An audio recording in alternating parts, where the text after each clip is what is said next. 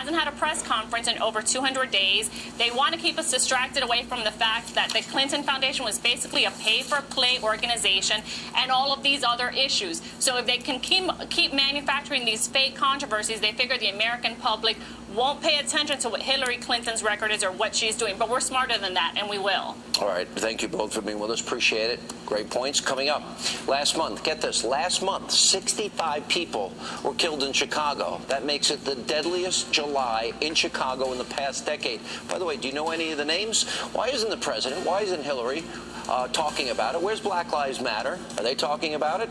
Are they trying to stop this out-of-control violence? Sheriff David Clark, Geraldo Rivera, next.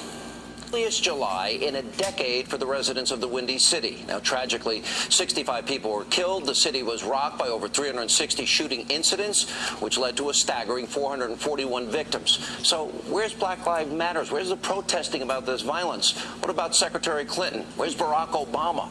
Is anyone going to meet with leaders in Chicago and find a solution to all this turmoil? Joining us now, Milwaukee County Sheriff David Clark, Fox News senior correspondent Geraldo Rivera. Sheriff, before this, over 3,470 people that live in Chicago were killed since Obama's been president. Okay, so now it's over 3,500. My question to you is really simple. I bet you most Americans don't know the name of one of them.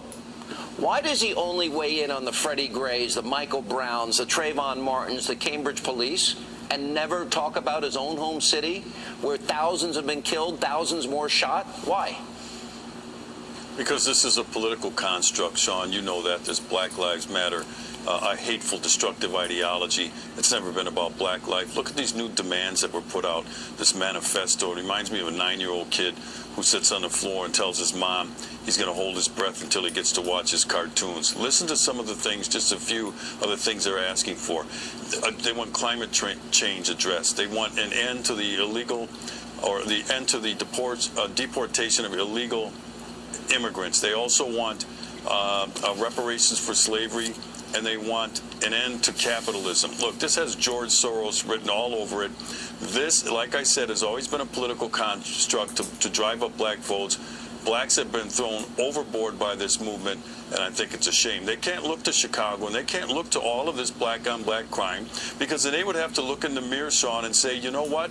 Our policies have caused the destruction of the black community, and then they'd have to take responsibility for it. So instead, they mask it over with this phony idea that Black Lives Matter to them.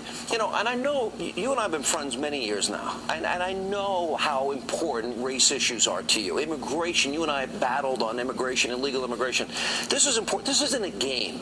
When you're talking about 3,500 people dead, we don't know any of those names. Can you name one person? No. Yeah. And I think that more broadly, this is the dirty little secret in the Black Lives Matter movement. And it is the reason there's so much friction between me and the various activists when I confront them out on the street, as I did in Philadelphia. The black lives only matter to these activists when a blue life takes the black life. It's only when black falls to blue. When black is on black, there's zero interest, and that is by far the most profound issue confronting urban America today, is the violence perpetrated by young black men and brown men against other young black men and young brown men. The statistics you cite in Chicago, while alarming, pale when compared to St. Louis, Detroit, New Orleans, Baltimore, Newark, and so forth. There is an utter failure of urban society. It is a structural, profound problem. Unless it's a high-profile case, as you point out, where a narrative is cops against black or brown people, the president is absent, missing in action. So to me that says, and tell me if I'm out of line here, he's not really caring about lives, he's caring about politics. He's caring about a political narrative that advances or maybe gins up support for his party. If he cared about lives, his ass would be in Chicago, and he'd be trying to quell the violence after the deadliest month. I don't disagree with anything you said. Look at the cities I've named. What do they have in common? All of them are run by traditional Democratic machine politics, the politics of entitlement. But you have cited districts in the 2012 election where not a single nary a vote was cast for Mitt Romney, or before him John McCain, Why is that? Of course, the Democrats are here. I'm giving you this, I'm giving you that. Why don't the Republicans offer an alternative? If I were running for anything on a national platform, if I was running the RNC, what I'd be saying is follow a Republican way. For example, charter schools. Why don't we push charter schools? Right, why don't we push a jobs program? All of those are great Why ideas. don't we push an anti-gang law enforcement initiative to stop all these are great ideas. bloodletting? And also put the cameras on the cops, which you and I agree on. All right, Sheriff, we'll give you the last word tonight. Look, here's what's important to the black community, and I'm there all the time. They want safer neighborhoods. They want better schools from their kids. They want their kids unshackled from these failing public schools, and they want meaningful work. They need jobs. Donald Trump has offered that. He's the law and order candidate.